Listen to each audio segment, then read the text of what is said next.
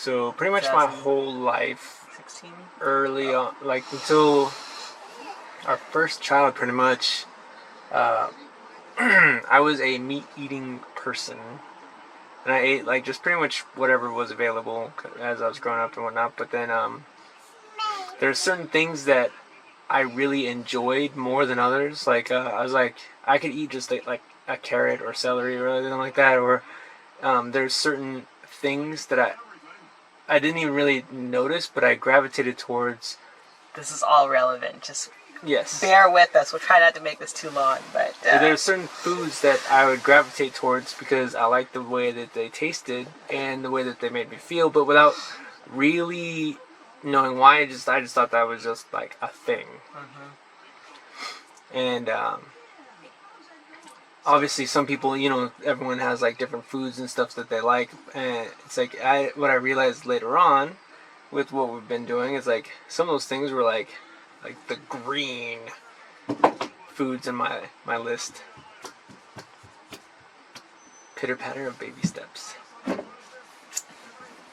What about the green foods on your list? Some of those foods that were like the ones that I enjoyed were foods that A, B, and O do best on certain types of foods, and other foods are more inflammatory for each the different blood group types.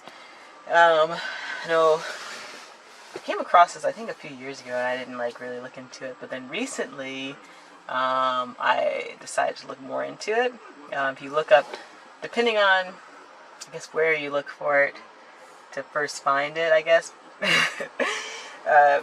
people kind of bash it a little bit, like, oh, there's no research to support it, or blah blah. I don't even know, like, I didn't research it, because the thing is, I don't really care about what scientific research is backing up, the idea of all this. I just wanted to try it, just because when you look at people's anecdotal evidence, people's experiences with it, it seems like more people have really positive experiences with it than not. So I am more into actual real experience evidence rather than, because we know everyone can do whatever they want with. Yeah, data can be manipulated any way you want it to. Yes. All right. And a lot of times, if there's funding for it, usually the funding comes with the connotation like, hey, it has to go this direction. We don't really want it to be like whatever the truth is. We just want it to be that way. And we're just trying to, we just wanted to try it and give, like, basically our experience. You cannot play with that, dude. Ixnay.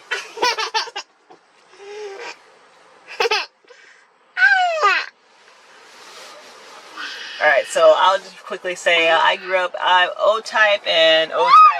So A-types are the types that do the best on vegetarian foods, okay? O-types, they say, should be more meat-eating, high protein. I grew up vegetarian, and some of my adult years, or a good long part of my adult years, I did kind of graze on meat here and there, and then both of us went to being vegetarian, like, was it 4 years ago? The detoxing that we did too. We went through a regimen of detoxing that we put together. It's a big old smear on it. Elon. Alright, so we had to take a short intermission. Children. Kiddos climbing all over the place. But changing the way we eat has definitely been a positive thing. Because I went from eating meats and whatnot to being vegetarian, and then the things we were eating also, it's like Mom? Yes? Last night we saw a big mosquito. Yep. Okay, so we wanted to just try it because most of the actual experience of people that have tried it have been relatively good results, or like positive results. Mm-hmm. And the reason why I wanted to change it was because even though we changed to mostly organic, vegetarian foods, something still I think felt like a little bit off, because it's like the first year we went vegetarian, we weren't eating a lot of like breads, and there are some foods we cut out almost completely. and then those kind of start to trickle back into our food and then our eating, and then because we were vegetarian also, like you start eating a more wide variety of different vegetables and whatever, and I think that opened it up for things, just pretty much anything really, besides the stuff we'd already cut out, like we don't eat mushrooms, we don't usually eat eggs, but sometimes we do, depending on if I'm pregnant or not. We don't, in general, we don't really eat a lot of dairy, and we kind of cut back on like bread and stuff, but then that kind of went up some more. But so with our vegetarian, mostly organic eating, even with that, something still felt a little off in the system, the body system.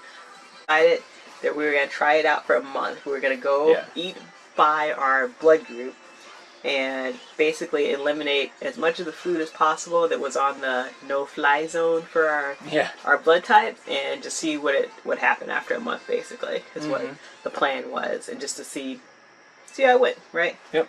So, yes, go ahead. So this is what we started, okay. So, early on, cutting some of the stuff out, obviously, I was like, okay, I'm getting tired and everything like that, because I'm like, I don't even know what to eat, because like some of the stuff was like there's like colors. It's like there's neutral, there's like red, and there's green. Well, like, so there's foods that are neutral to each blood type, and then there's foods that are very beneficial to that type, and then there's foods that are harmful to the blood type. And because we had a lot of the foods, both of our blood types are very similar, except that mine is more of a high protein one, and so they recommend a carnivore diet. Obviously, being vegetarian, I see no reason to go back to being a carnivore or omnivore or whatever. So I'm staying vegetarian and doing it. And that's another thing. A lot of people give a lot of flack or whatever to the blood group diets, because if you're already vegetarian or vegan, they're like, oh my gosh, you're trying to promote eating meat and stuff, whatever. This is so dumb. But it's like you can make adjustments within still go by the recommendations and make judgments. So when they make adjustments, so when they say that this type benefits from a high protein, you can substitute foods that are more high in protein, right? Foods that are more high protein. There's definitely vegetables and things that you can, and nuts and berries. There's lots of different things you can eat that will. So the goal is just to eat more of those, right? We're kind of similar in that for both of us, it's wheat, and for both of us, it's dairy. Dairy is a big one, and some of the nuts, citrus foods, except for lemons. Oh, acids, so vinegar, which I really like eating a lot of vinegar. So we had to kind of cut out vinegar. A lot of oils too. A lot of different oils, which we don't really use a lot of different types of oil. We just olive oil is like the number one, but no olives, which is weird because I don't like olives anyway. But anyway, so the first day we decided to make changes, right, and stop eating the things on the list. And so I would say I would say after the first day I noticed stuff. Like, you want to talk first? Yeah, even for me, after the first day, it's like the next morning, I was able to tell, like, I was feeling better. I was feeling, like, lighter. I was, like, less inflammation feeling in my body. Like, I was able to wake up quicker. I felt more energy. I felt lighter.